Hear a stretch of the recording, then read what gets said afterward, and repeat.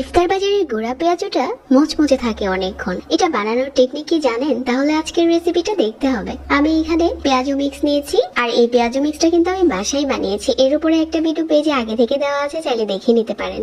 এখন এখানে নর্মাল পানি দিয়ে এই পেঁয়াজু মিক্সটা গুলিয়ে নিচ্ছি।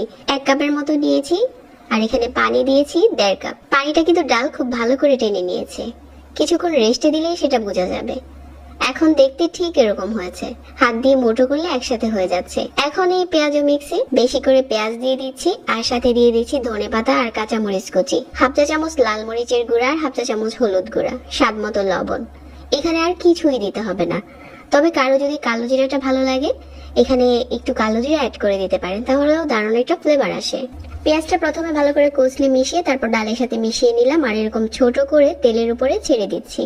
আর এভাবে গুঁড়া পেঁয়াজুটা কিন্তু অনেক ক্রিস্পি হয় খেতে। আর গুঁড়া পেঁয়াজু অনেকগুলো একসাথে করে ভাজা যায়। একটা সাইড করে নিলে সাইডে আবারও দেওয়া যায়। পেঁয়াজু একটু পরপর উঠিয়ে দেখতে হবে কালারটা কেমন এসেছে। যখন লাল হয়ে গেছে ওই পর্যায়ে উঠিয়ে নিচ্ছি।